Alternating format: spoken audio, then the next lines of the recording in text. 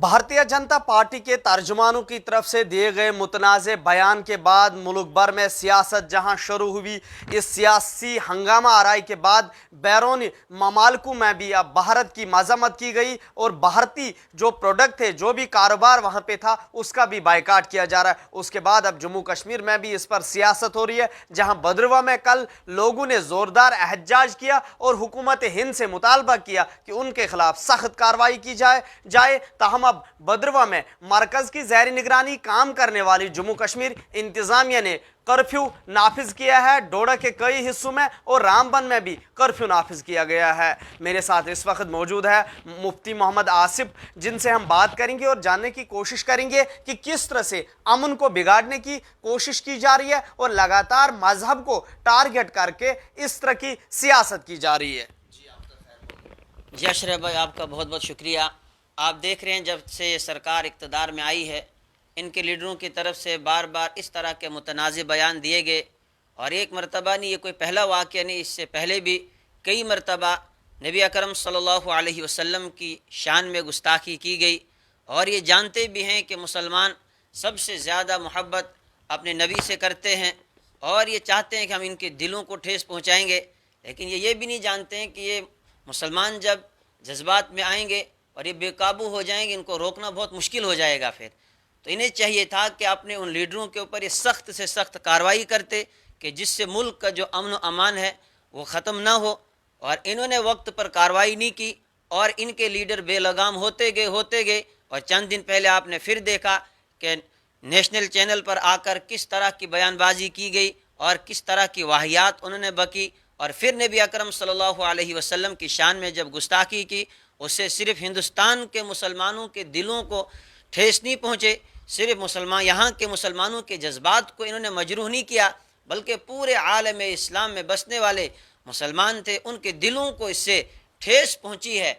और उसके बाद में जो उसका जो रिएक्शन आया, उसके बाद में जो उसके रद्द अमल में जो एहतजाज दर्ज हुए बैरून ममालिक में, यहाँ तक कि हिंदुस्तान के जितने भी प्रोडक्ट्स हैं उनका बाइकाट हुआ, उनको मार्केटों से बाहर फेंका गया।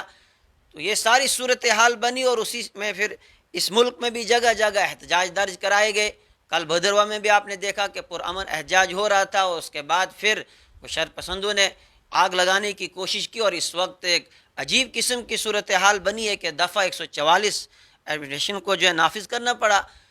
तो इसलिए हुकूमत को चाहिए कि अगर कोई भी ऐसा शरपसंद है जो मुल्क के माहौल को ख़राब करना चाहता है, उसके खिलाफ सख्त कार्रवाई करे, चाहे वो कोई भी हो। अगर कोई किसी मज़हब के मुक़द्दस शख्सियात पे बोलता है या उस मज़हब के बारे में कोई भी ऐसी ज़बान दराजी करता है, तो उसको चाहिए, हुकूमत को चाहिए कि उनके खिलाफ कार्रवाई करे।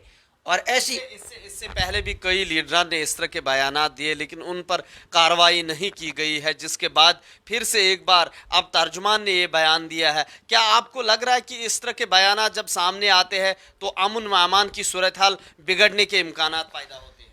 जी, इम्कानात ही नहीं बल्कि यकीनी तौर पर बिगड़ते हैं। और जिस तरह इस वक्त हुआ कि हर जगह जो है एक अजीब किस्म की कैफियत है और यहाँ तक कि बाहर देशों ने एहतजाज हिंदुस्तान के खिलाफ दर्ज कराए, क्या इससे आपको ये नहीं लगता है कि इससे इस मुल्क के जो ताल्लुकात हैं वो बाहर देशों के साथ उसमें फ़र्क आ सकता है, इस मुल्क को मईशियत का नुकसान हो सकता है? तो क्या हुकूमत इसको ये नहीं समझती है?